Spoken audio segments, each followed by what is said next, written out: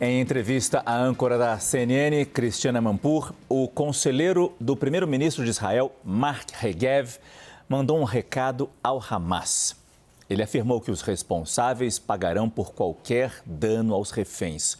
Regev acrescentou que Israel não começou a guerra, mas que ela acabará. Ele disse, sob os seus próprios termos, ou seja, os termos de Israel. Veja a entrevista a seguir, a tradução é de Daniel Ehrlich. Então, eu gostaria de dizer duas coisas com a sua autorização, Christiane. Primeiro, precisamos deixar bem claro que estamos observando bem de perto. E se qualquer refém for ferido, nós iremos encontrar os responsáveis. E nós vamos trazê-los à justiça, eles vão pagar. Se levar 1 ano, 5 anos ou 25 anos, se eles estiverem envolvidos em ferir aqueles reféns, Israel irá encontrá-los e haverá vingança. Isso deve ser perfeitamente claro.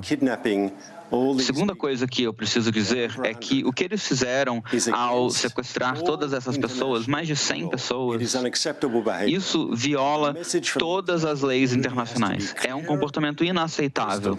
E a mensagem da comunidade internacional deve ser clara, muito clara, inequívoca, que o que devemos ver é a libertação imediata e sem condições de todos os reféns. Você não está preocupado, você diz que está de olho, olhando bem perto, mas a campanha de bombas, de ataques em Gaza, como você sabe que não está colocando os reféns em perigo? Você sabe onde eles estão? Eu não vou entrar em detalhes sobre o que nós sabemos ou não sabemos, mas é fundamental que Israel se defenda, revidando contra o Hamas, com força. Christiane, eu e você já passamos por várias funções, você no jornalismo, eu no governo, e nós observamos 5 ou quantas foram escalações, aumentos. Isso não é mais um aumento como os que nós vimos antes. Não é mais uma rodada de Israel e Hamas lutando em Gaza. Isso é guerra. O que eles fizeram no sábado de manhã, quando atacaram em uma grande frente, em escopo e em escala, e em brutalidade absoluta do comportamento, tanto o primeiro-ministro e o secretário de Estado visitando disseram que parece o comportamento da ISIS. Isso não é só um aumento, as proporções são imensas. Eles declararam guerra contra o meu país. Nós não quisemos essa guerra, mas vamos responder com força e vamos encerrar essa guerra. Não, nós não a começamos, mas nós a terminaremos nos nossos termos. Lorival Santana está de volta aqui no nosso estúdio. É uma questão absolutamente delicada essa guerra, ainda mais quando envolve reféns. Qual vai ser a saída para isso? E se a gente tem um histórico que nos faça perceber uma luz para esse problema tão grave que Israel enfrenta neste momento? Como salvar aqueles reféns? Claramente, a disposição que ele demonstrou de esperar até 5 anos, se for necessário, é a referência ao soldado Gilad Shalit, que ficou de 2006 a 2011 nas mãos do Hamas. Esse drama terminou com a troca de Gilad Shalit por mil presos políticos em Israel. Hoje são 5.200 presos políticos em Israel, palestinos, segundo a autoridade palestina, dos quais 33 mulheres e 170 menores de idade. O Hamas tem essa expectativa. Eles disseram no início desse episódio que eles pretendiam soltar todos os prisioneiros políticos palestinos nas prisões de Israel.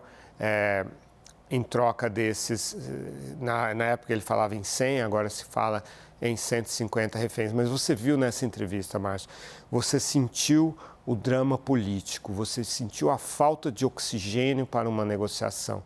Você viu como o Hamas, nesse sentido, agiu de forma que é uma forma absolutamente bárbara e cruel, porém inteligente.